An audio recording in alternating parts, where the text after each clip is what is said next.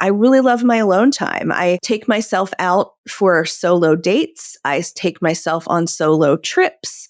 I do solo beach days, and I enjoy my own company, and I wouldn't get to have that if I was a parent, at least not for a very long time. So all of those things that I get to experience, they're parts of it that make me go, I'm so glad I don't have kids. I'm Keltie McGuire, and you're listening to the Kids Are Childfree podcast. Hello, everyone, and welcome to this episode of the Kids Are Childfree podcast. Today's guest is one of my Instagram friends. I've connected with a whole host of really cool women who are doing work that they love. In this case, this person is child-free by choice. I really relate to actually a lot of her story, and she's a fellow dog lover. She's got a whole host of rescue animals in her home.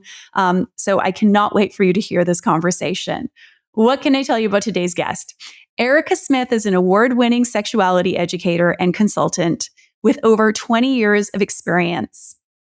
Throughout her career, she has provided comprehensive sex education and advocacy to young women and LGBTQ+ youth in Philadelphia's juvenile justice system. She's worked in abortion care and supported HIV+ and transgender adolescents and their families. In 2019, she developed the Purity Culture Dropout program to help people learn all of the sex education that they missed growing up in purity culture. Sex ed that is accurate, queer inclusive, trauma-informed, compassionate, and comprehensive. Erica has since worked with hundreds of people to help them learn about healthy sexuality after high control religion. Erica lives in Philadelphia with her partner and her house full of rescue animals. Welcome to the podcast, Erica. All right. Hello, Erica. I am so happy to meet you sort of quote unquote in person after having connected with you on Instagram. So thank you for being here. Thank you for having me. Let's get right into it. I would love for you to just tell everyone a little bit about yourself and the kind of work you do, because it's actually very interesting. Yeah. So I am a sex educator, and that is usually, when you say that, it conjures up the image of like a gym teacher in a high school doing a sex ed talk, like in the movie Mean Girls. Like, people think of sex education as like, this happens in classrooms and this is something that you do for young people. And that is just a teeny little part of what sex education can actually be. In my role, I currently work with adults, and they are primarily people who are coming out of really restrictive religions, like fundamentalist religions, where there are very strict rules about gender and sexuality and very little actual sex education in their lives. So I have sort of made it my business to reach out to the folks who were raised in those environments and give them the sex education that they are lacking and that they really want, from a compassionate perspective where I understand like why they don't know this stuff already. Yeah. Wow. That sounds like such important work. And I'm guessing in some cases, like, do people even know that that's something that's missing for them? Do you think they're aware of, I don't want to use the term ignorance, and now I've just said it, but like, do you think they're aware of of like the misinformation or the lack of information they have? And is that sort of the point at which they come to you, or what does that look like? Folks come to me once they've already done what I would call some sort of deconstruction of their religious upbringing. So it's usually people who were like, I think that I was taught all of this stuff that's actually really harmful when it comes to sex, and I want to know the truth. And I'm seeing, more of the world around me and how the things I was taught like don't actually add up. So by the time folks find me, they are already comfortable, like talking to someone who openly identifies as queer and feminist, which is me. I think if they were further back into their religious upbringings, that would be something that was like, we're not ready for that. So people tend to know that there's a lot that they're missing by the time they find me.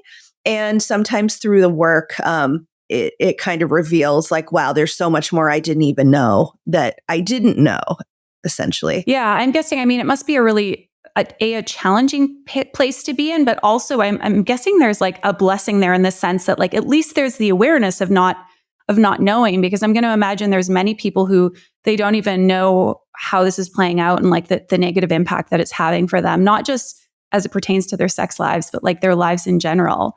And one thing I'd love to unpack with you in just a second is like, I have sort of a working theory or suspicion, and I'm really curious to get your take on it, but that these sorts of like ideals or teachings that are taught within, as you describe them, high control, sort of fundamentalist religions, I do think that like permeates into the broader culture. And maybe before we talk about that, I know you use the term purity culture. And so I'd love if you could give a quick definition to that or what that entails, if that's something different than these high control religions we talk about. Yeah, I'm so excited to answer this question because your theory is something that I completely believe and ascribe to and talk about, actually.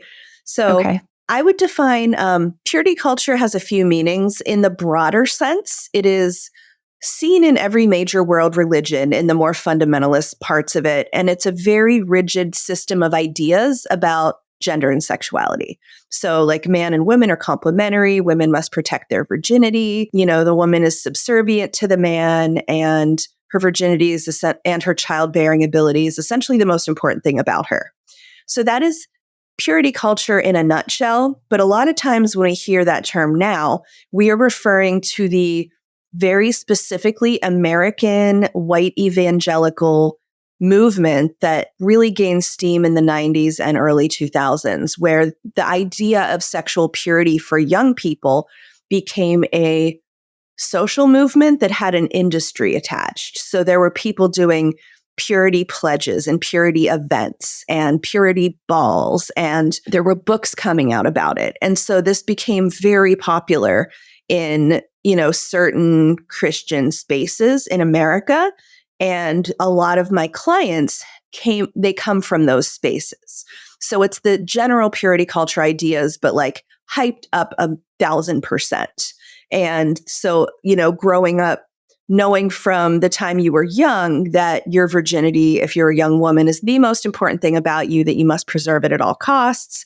You shouldn't have any sexual thoughts or feelings. You shouldn't, sex isn't for pleasure. It's like there's a lot there, but that's kind of the gist of it. And your theory that these values are seen in broader culture is 100% correct. I tell people often, I'm American, so I'm talking specifically about America, but this country was founded by folks who came over from European cultures because those cultures weren't conservative enough for them. And they came to North America. And when they saw how the indigenous people, and there's many different types of indigenous people, I'm not trying to lump them all in, but they noticed like, wow, the way they behave sexually is so different from how we as white Europeans want them to behave. There's letters written from religious people at that time who came from Europe to North America and were like, yeah, it's, these people have sex for pleasure and they're not ashamed of their nudity. And they were like, this is unacceptable. So they forced those really conservative sexual values on the people who were living here. They colonized them with that. And those are the people that founded this country. So those purity culture values still really exist in the fabric of our society. Even if you didn't go to church, you were getting these messages from popular culture, like, women are to blame if they dress too slutty, or women should have a small number of sexual partners where that doesn't matter so much for the man. And, on the topic of our podcast interview, like, yes, that childbearing is a very important part of womanhood. Yeah. I first of all, with regards to purity culture, I mean, that was my understanding of it, that it's something that I sort of associated with, like you say, evangelical culture in the US. I think specifically maybe in southern states, and being here in Germany. And as a Canadian, I wanted to make sure that people had the context and the understanding. But I do think, like you say, those larger, broader values are ones that a lot of people can relate to. And even when we think about the fact, like, I know, for example, I was brought up occasionally going to church, and it was a very, as Protestant, quite liberal.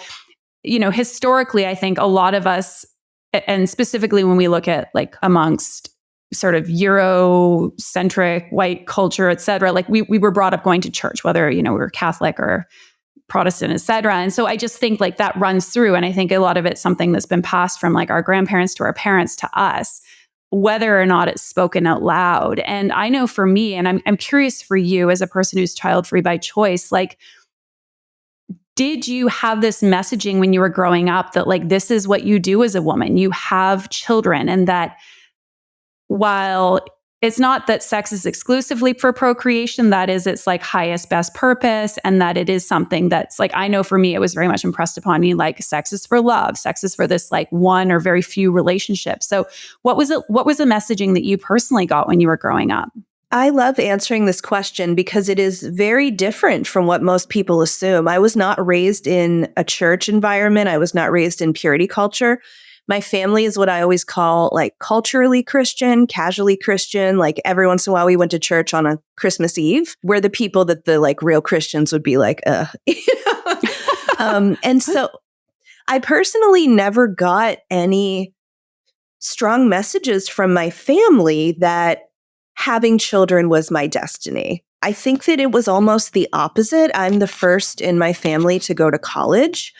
And my mom and my grandmother, neither of them, you know, had a higher education or a career. And that was probably by choice. So I'm not like shitting on them for that.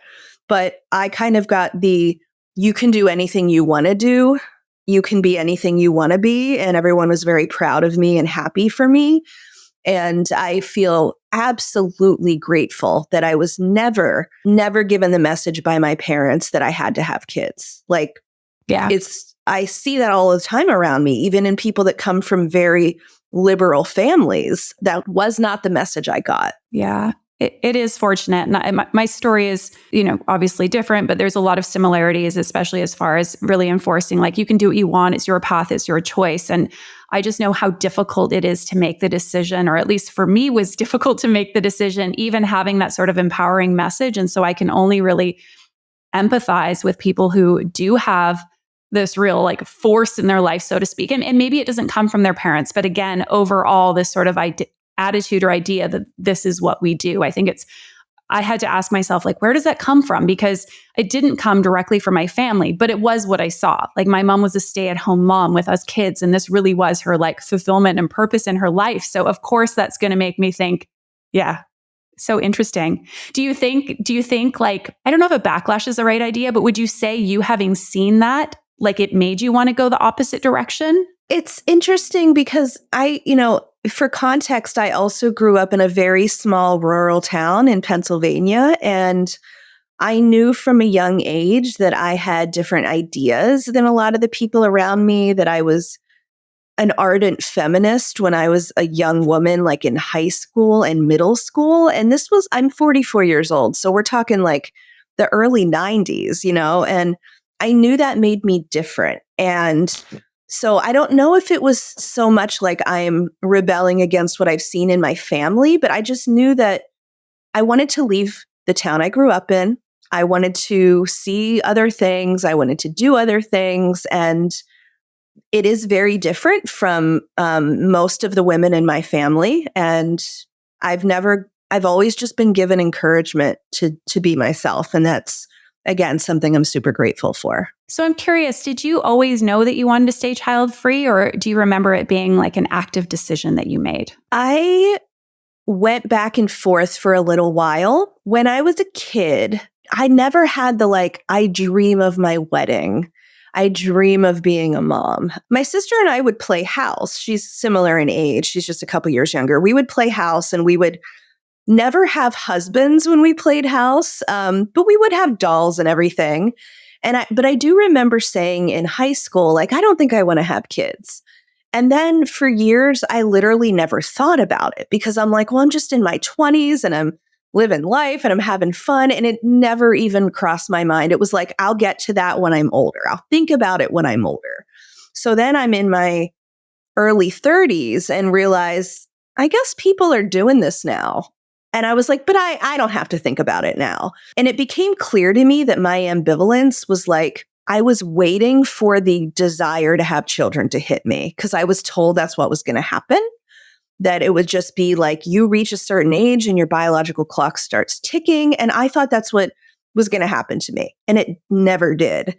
And I did, I had a little bit of ambivalence in my mid 30s when I was like, maybe if I got pregnant accidentally, I would have a baby. But I didn't because I was really good with birth control. I very much knew that I don't think I wanted one. And then I will share a little bit about what happened after that, I met my now husband, and he is a transgender man. And when we met, he was like, I think I want to have kids. And I was like, maybe in a few years I want to have kids. So we were together a short time, and then we went to this class for LGBT people who wanted to have kids. And it was to learn, like, essentially how to make a baby. Like, we learned about sperm donors, we learned about adoption, we learned about all that stuff. And the second I walked in that classroom, I had a physical reaction of like, oh my God, I am so uncomfortable. It was like the loudest inner voice screaming at me, like, get the fuck out of this room. You do not want children. And eventually he was like, I don't think I do either. And I was like, oh, thank God, because I know in my heart I don't. And, it is an extra thing, as like I said before, maybe if I'd accidentally gotten pregnant, I would have had a child, but there is no accidental pregnancy when you are two people who don't have sperm between you. It would have required going to lengths to procure it, to spend money, to go through fertility things. I have seen my friends do that, friends who were also in queer relationships, and it was their deep desire to have a baby and the lengths they would go through to do it that really solidified for me that that's not what I want. I can't imagine spending all that energy and effort to do something, because I know in my heart that that's not something I want to do. So that was a big thing for me, is being like, yeah, I don't want to go through all of that. And yeah, so all of those factors together are how I am a child-free person. That's such a powerful story that you tell, that your body, like it sounds like just, I've had a physical reaction myself when you share that. It was like every cell within you was like, no, this is not the thing. And I think, some people might say, well, is that fear? And to me, it's something different, because we know what fear feels like.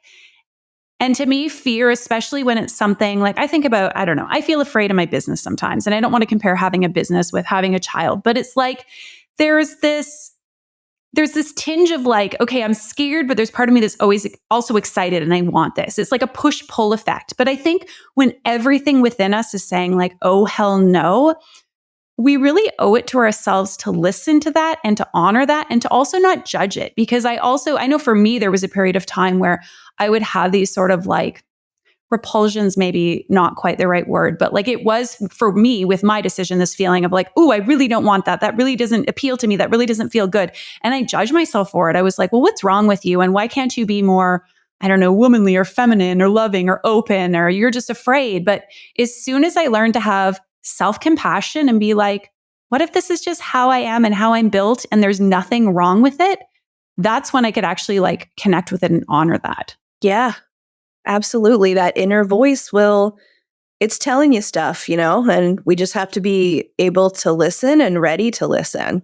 Well, I'm glad that you and your partner, like, despite, I guess, I don't want to say getting closer to that decision, we're both on that same page. And I'm interested to know, like, so I'm not sure, you've mentioned like you sometimes work with people who are quite a bit younger or teenagers, but do you have clients who are in, let's say, the phase of life where they're considering having kids? And if so, like, what sort of counsel do you offer them, or what sort of conflicts are coming up for them? And I have no idea, this may not be relevant to your work at all, but. Oh, no, it is relevant because, as we've covered, most of my clients they tend to be women coming out of these religions where the gendered expectations are really intense. And part of that gendered expectation is you are straight, you will marry a man, and you will multiply.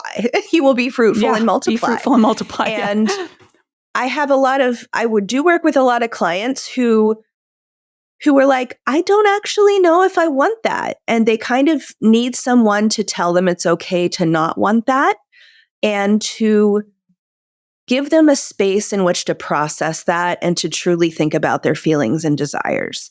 So a fundamentalist Christian religion is so deeply built on this idea that women's primary usefulness is as a wife and a mother. And that there is, it's not about your dreams or your passions or your happiness or your pleasure. It's you have a role and a duty. And this is the most godly, wonderful thing you can do. And therefore, you are going to do that. And so there's not even a different way presented for women. So I have worked with several clients who were like, I think I'm on the fence. Can we talk about this? And we do. And sometimes for some of them, they just want to know that there's a way to be a wife and mother that doesn't mean sacrificing your entire self and everything about your identity. And then they're like, oh, well, if I can be a wife and like not have to completely submit to my husband, then I could probably get married if it felt equal. And then there are other folks that are like, yeah, you confirmed for me that I don't want any of this. In those circumstances, I think this sort of indoctrination that all of us to different degrees might receive, but like it's really hard to separate our own wants, needs, and desires from what has been impressed upon us. So is there, I don't know, either like an exercise or a question or a process that you would advise people who are trying to better connect with what they want or what their own desires are, that something that they might do to explore that a little bit more? I don't have like one specific thing that I use, but one useful exercise can be like, just like get settled, be really comfortable, and imagine what your ideal life is like in 5 years, 10 years, 20 years. Like, where do you see yourself? How do you envision your life? And what fulfills you and what makes you happy? And there will totally be people who are like, my children. And then there are people that are like, my friends and my travel and my partner and my animals and all that stuff. So, I mean, that's just one helpful exercise. But another thing that I do with my clients is help them sort of deconstruct all of the ideas they've gotten around sex and gender. And I actually wrote a workbook for that. It's called the Sexual Values Workbook. And there's a ton of exercises in it where it's like, true or false, you believe this, or agree or disagree about this statement. And it's a whole bunch of statements related to all different aspects of sexuality, but some of it is definitely about like the gendered expectations. Yeah, super interesting. Is that something that people can either purchase or download that we might be able to link to? Oh yeah, it's on my website. It's called the Sexual Values Workbook, and I revised and updated it for this year, so it's absolutely available to people. Okay. Amazing. We'll make sure to put it in the show notes then, because I'm always about having great questions to explore. And one thing that I've noticed, and I'd be curious if you would agree, I feel like you probably will, but when it comes to really connecting with our wants and desires on this question of kids or child free, it's also about just connecting with what we want, desire, and need in our lives as a whole. Like and typically when we're stuck and we feel like we don't know what we want, it's often because we're also not used to honoring what we want in many other ways. We're accustomed to pleasing other people, to putting their own preferences above themselves. And I think a lot of people who don't know what they want as far as kids or not having kids, they also probably aren't, and I don't see this all the time, but I often see they don't really know what they want in their lives, period. They may not know what they want in their relationship. They may not know what they want their sex lives to look like and be like and feel like. So I think that doing this work in any area is only going to help you better connect with yourself to then in turn be able to also answer this question. But it's like we have to zoom out as well, if that makes sense. Yeah, for sure. You have to have a sort of sense of yourself, because I think a lot of women are taught that you get your sense of self and sense of purpose from being a mother. So if you've only ever been presented with that option, you might be like, okay, well, what is my sense of self? And that's really important to find. I think it's important whether you choose to parent or not. Yeah, I agree. I'm curious. We've talked a lot about, this upbringing, religious influence for a lot of your clients, and just, broadly speaking in culture for people who are maybe leaning towards or maybe trying to figure out like, would child free be a path for them? But I'm also interested on like the flip side of the equation. If there's people you speak with who actually would really probably like kids, but let's say based on either their like sexual or gender identity, they've gotten the message that like, no, that's not for you. You shouldn't have that. That's not an expectation. That's not within the realm of possibility, whatever it may be. And so for them, it's like trying to clear through that messaging to then connect with, no, I actually really want to be a parent. That's a great question. And I have to say that what I mostly see in the clients I work with is people newly coming to terms with their sexual identities. So maybe people realizing, hey, I'm not straight after all. And for a lot of folks that are raised in really strict religions, that sometimes happens after they've already married and had children. So I get a lot of people who are married women who assumed they were straight, who have started families or built families and are now like, I think I'm actually bisexual, or I think I'm actually a lesbian. So at that point, like the question of kids has been answered already. And, for them and for many people that I work with, who sort of start deconstructing their religious upbringing in, later into their 20s, 30s, 40s, for many of them, like they already had kids because there was never even an option to think about whether or not they wanted that. Yeah. Okay. Interesting. You shared a few minutes ago, like this experience that you had when you went to the class about potential options for having a child and how it was like a full body, no, hell no. And you've talked also a lot about like, and specifically, before this conversation, you shared that being child-free just feels so right to you, which I, A, absolutely love hearing, but B, I would love if you're able to, and I don't know if this is something we can adequately do, but like, what does so right feel like to you, either in your body or like your emotional state? How would you describe that? I never feel like I'm lacking anything by not having children. And I will say that for me, I feel grateful on a regular basis that I don't have kids. And there are a lot of things that make me feel that way. Some of them are, for me, it's very much like doing whatever I want with my time and my freedom. And I often will say to my husband, I'm so glad we don't have kids right now. And that's a thing that I think and say with frequency. And, I would never want to influence anyone who really does want to have kids. I just don't want them to think I'm insulting them when I say this, because I'm not. But I'm just like, this is the best decision for me. I see my other friends who have children and the way their lives are structured. And I think they're having a wonderful time most of the time, but it's not the time that I want to be having. I don't want my life structured in those ways. I don't want my limited energy used in those ways. I'm personally quite an introvert. And so is my husband. We like a quiet home. We have a bunch of animals, but it's a quiet home.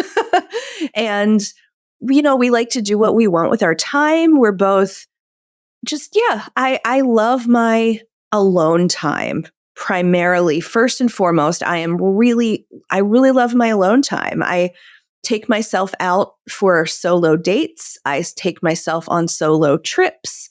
I do solo beach days. And I enjoy my own company, and I wouldn't get to have that if I was a parent, at least not for a very long time.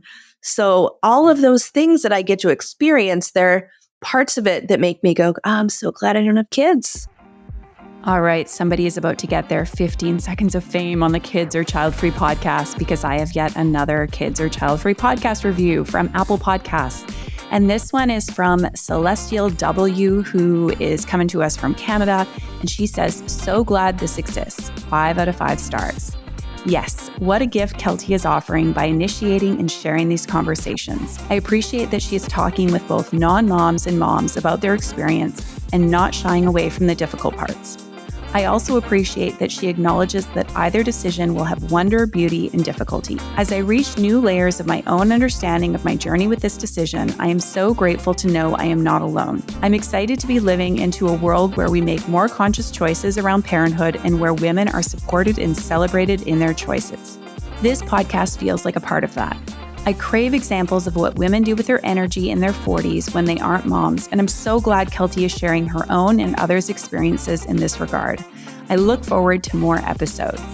Thank you so much for sharing such thoughtful and kind words about the podcast, and I have to say that everything that's shared here is really my big aim with this podcast, to share voices from both sides of this decision, whether it's moms, whether it's non-moms, whether it's people who are still undecided.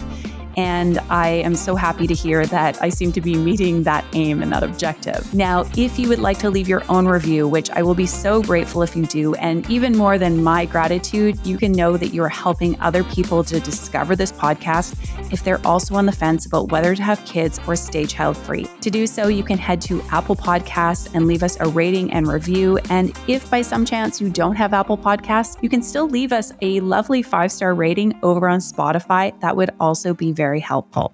I think you share that you enjoy spending so much time on your own, and that's something I really relate to. And I'm curious, I know something that's often said to child-free people, and also that is a concern for people who are on the fence, is this idea of loneliness. Now, specifically later in life, but I think a lot of people worry, yeah, okay, if it's just myself or just me and a partner, like, will I be lonely? And so what are your thoughts on that? And is that something you feel immune to, maybe, if having so much enjoyment in your own self? Yeah. Well, I mean, the difference between being alone and being lonely is stark to me. Like, when I'm alone, I don't feel lonely because I still, like, I'm choosing to be alone. I'm choosing to go out by myself or to travel by myself. I have a really wonderful network of friends and family. And for that, again, I'm grateful. Like, I'm very close to my family. I'm super close to both my parents and both my siblings. My sister has 2 children, so I have a lovely niece and nephew who are like elementary age. I have a great circle of friends. So I don't feel alone because I'm not alone. Like, if I wanted to, like, often my mom will be like, "You went to the movies by yourself? Why?" And I'm like, "Because going to the movies by myself is awesome." If I wanted to bring someone along, I could. I'm not alone out of, like, no, there's no other option and there's nobody to talk to or spend time with. And I think that is different. And that is what people fear. And, that would absolutely be hard. Yeah, 100%. I think that the big differentiator there is it's choice, like you say. And I think there's more comfort in being alone if you know that you have that support network and community when you would like to have those people there. And, the kind of, I don't want to say fall back on, but it's this feeling of like being supported and protected by the people that you love, but not having to always be in their presence. And the way you describe your life, I mean, it sounds so rich and full, and there's love and there's connection and joy. And of course, as a fellow child-free person who feels much the same way about my own life, it's not really a surprise to me. But again, this is a concern that people have. Okay, what's family going to look like? What's community going to look like? What's my life going to look like if I don't have kids? And so can you tell us just a little bit about some of those things, the people, the relationships, the experiences that bring you joy and fulfillment in your child-free life? Yeah, I love talking about this. I think, if we're given a model that our happiness comes from a marriage and children, then it can be hard to imagine a life outside of that box. But for me, that means that I get to prioritize other relationships. So I have dear best friends, many of them that I've had for a very long time in my life. And we see each other regularly. We talk every single day. Sometimes we take on trips together. Like, I just had one of my best girlfriends who's a bit younger than me. She's like 29. She came to my house and we had dinner, and we do this like regular thing together. So I am able to put my energy into these other relationships that fulfill me so much. And I live in Philadelphia and I'm from Pennsylvania, but I essentially have a second home and family in New Orleans. That is a city that's very dear to me. And I have a whole group of people that I consider family there.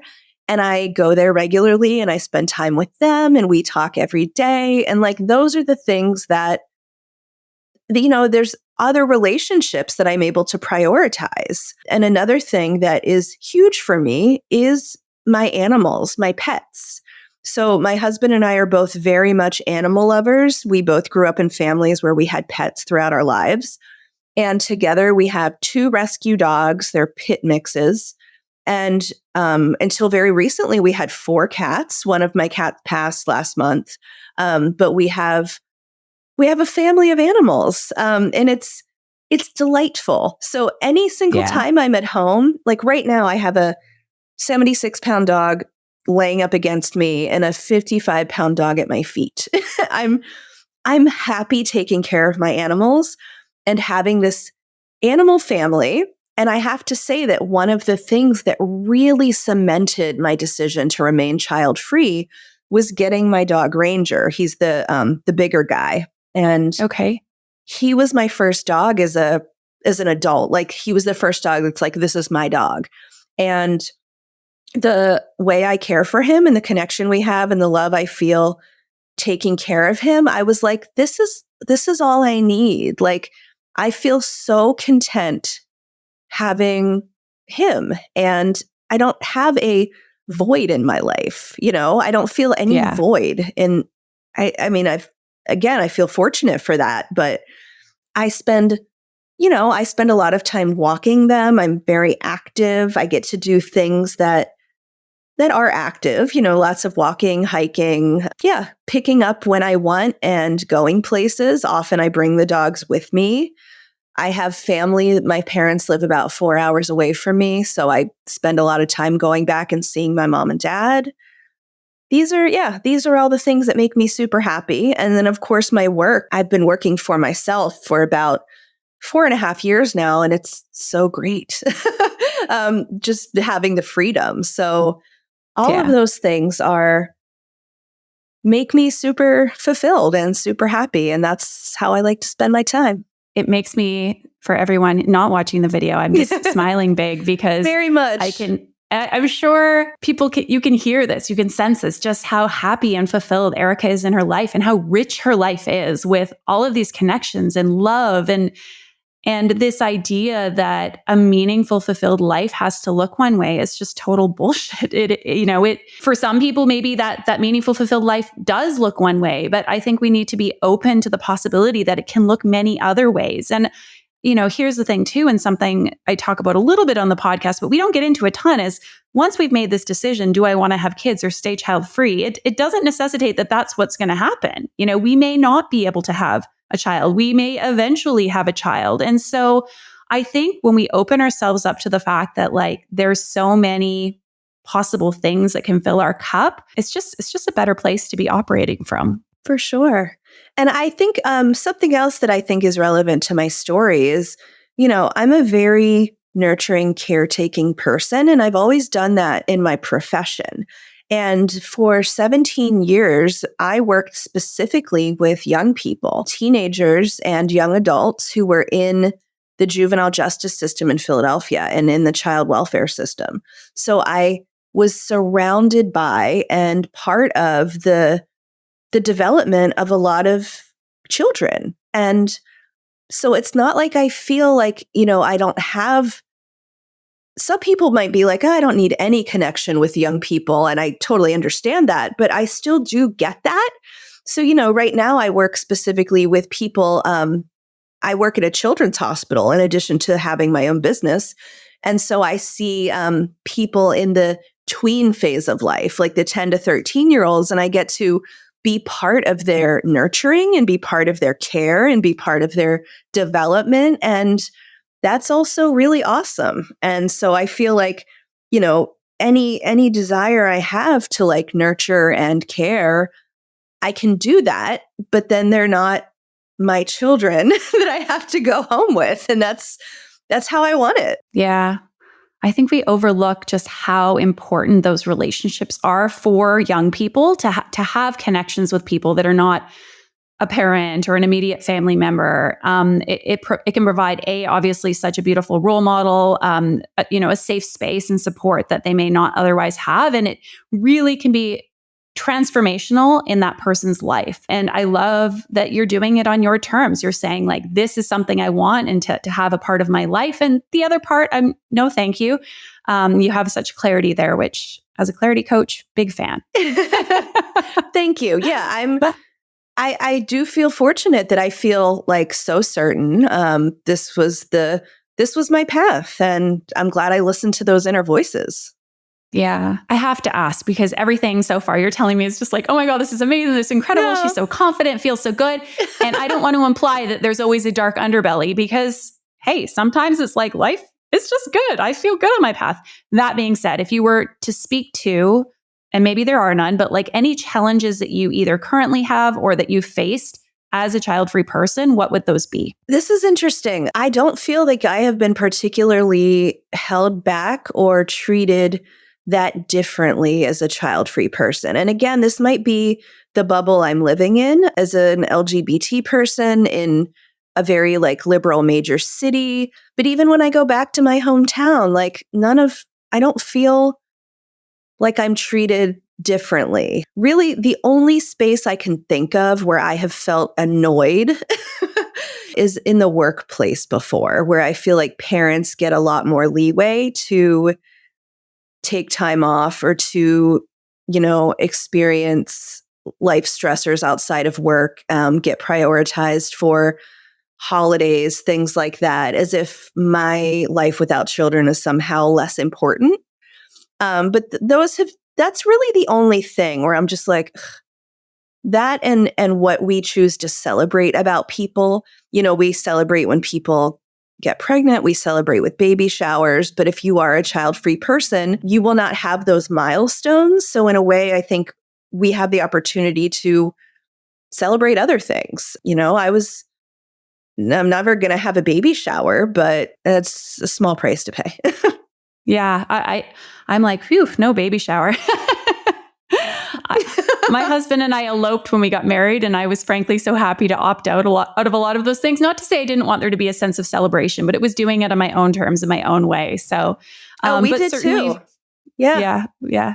And for people who feel like they do want to still have that sense of celebration and being commemorated for the things that they do. I think it can be challenging if you don't feel like you have that support, but I think you serve as a really beautiful example of the fact that you can be supported. You can be in a judgment-free zone, that there are people out there who get it and who will love you for the way you are. And why shouldn't they? And I do think, and I'm curious if you would agree, but sure, of course, depending on our circumstances, our upbringing, there's lots of different factors that play into how accepting other people may be of our choice. But I also think that we set the tone in a lot of cases. And I know for me, the more confident I've become in my choice not to have kids, it's like I'm unwavering. So I just don't allow myself to A, attract, but B, be pulled into like any of this back and forth nonsense. Like I'm sure people will judge me for my choice. That's fine, but that's their prerogative. And I'm not opening myself up for a conversation about this, if that makes sense. Same. It does. I was just thinking of an anecdote for you that kind of illustrates that even if someone does make a negative comment about my not having children, I do not feel affected by it. For example, I had a hysterectomy when I was 38, and it was due to a medical issue. I had like really bad fibroids and really bad period pain. So it wasn't like take out my uterus so I don't have babies. It was take out my uterus because it's making me miserable. And as I was being prepped for surgery, I had a nurse who was a very sweet old woman. And I have no ill will because I absolutely was just the kindest old lady and meant the best.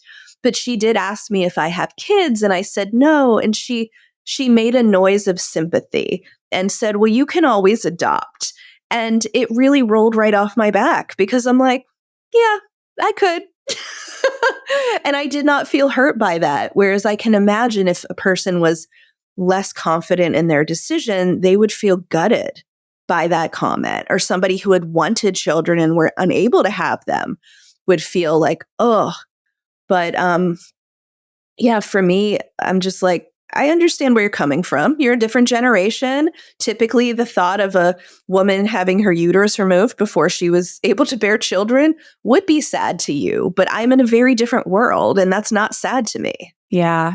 It sounds like you have empathy, or at least can put yourself in that perspective of understanding like, hey, this person's experiences have been different. Maybe having children has been the biggest blessing in her life. So it's hard for her to understand that someone would forgo that. Like you say, maybe this was how she saw a woman's identity. And so I do think, sometimes there's ill will, but more often than not, it's just people doing their best and coming to us when they make comments or ask questions, like from a position of curiosity or knowing what they know. Yeah. And the older I get, the more I'm able to just kind of have empathy or not take it so personally that it's going to like have a big effect on me. I'm just like, okay, you're a nice old lady. Like, I know you weren't trying to say anything. Totally. She might have thought she was being, it was a kindness, like by offering you some sort of empathy, like, oh, I'm sorry. Like she was being sweet. Yep. Okay. I would love, before we wrap things up, I have 5 rapid fire questions that I love to ask all of my guests. Yeah. So the first couple are sort of finish this sentence. So first one is being child-free is Hugely important to me. being child-free is not A loss. What is one thing that you believe might make this decision a little bit easier for women who are on the fence? Connect to your intuition. Connect to your gut. I mean, there's going to be like, you can make pro and con lists and you can do financial calculations and all of that, but listen to your gut and also talk to other women who have made both types of decisions. What is one thing that you would like women who are moms to know? That I think you have one of the hardest jobs in the world, and it is so cool that you chose to do it, and that my decision is not at all a reflection of what I think about you. It's the decision for me. Yeah, so good. All right. And lastly, if you could give one piece of advice to someone who's currently on the fence about whether or not to have kids, what would that be? Probably listen to your podcast and hire you. Great advice. The best advice anyone has ever given. I mean, I love that there are people like you that are like specialized in this kind of clarity. That's so incredible. But I would say, like, just trust yourself. There are wonderful paths outside of the mothering path, and there's so many options for you, and you can build a life where you do not feel like there is something lacking. Yeah. Oh, such good advice. The advice I would have wanted to receive when I was feeling really stuck. So thank you for that. And I wholeheartedly concur. All right. So before we wrap up, Erica, I'd love if you could just share, how can people find you, follow you? And is there anything that you've currently got going on in your business or that you're working on that you'd like to share with them? Yeah, thank you for the opportunity. So I can be reached, primarily my hub is on Instagram. So if folks follow you, you can probably find me adjacent. My Instagram name is Erica Smith Sex Ed, and Erica is spelled with a C. And we'll link to it as well in the show notes. So just, sorry, wanted to interject. My website is very easy to remember. It's purityculturedropout.com. That's the name of most of my programs. And I am currently working with folks in a private community that I launched a few weeks ago. And I'm really excited about it because it's an opportunity to be on a platform away from social media in a group of other people. It's primarily women, but not all, where we learn sex education together and we process it together. So even if you weren't raised in purity culture, it might still be a place for you if you're like, I just don't know a lot of sex education. We do bi-weekly classes, we do AMAs, we do support groups, and the community is open and it is priced at a discount until January 1st. Very cool. And would you say that would be a good place for anyone who just wants to connect more with themselves sexually? And like, I think oftentimes we can become kind of closed off to, or maybe we never were open to this side of ourselves. 100%. Because there are people of all different age categories in there, people that are married, people that have never had a sexual relationship. And the goal is that they want to process this stuff. They want to learn more about sexuality in general and then figure out how that information applies to them personally. Yeah. Well, it's such an important part of our overall selfhood. So I'm so glad that you're doing this really important work. And I've really enjoyed finally meeting you in person today. Yeah, me in person too. Online. And thank you so much for sharing your story with us. Yeah, thank you so much for having me. It's a thing that I'm super honored to talk about. Thank you for tuning into this episode of the Kids or Childfree podcast. Now, if you enjoyed that conversation, if you're feeling fired up or inspired, or you have all sorts of newfound clarity on your own kids or child-free decision, I want you to head over to Apple Podcasts and leave us a rating and review so that other people who are on the fence about whether to have kids or stay child-free can discover the Kids or Child-Free podcast. Thank you so much in advance for doing so. I hope you have a beautiful day, and I will see you back here soon for another episode of the Kids or Child-Free podcast.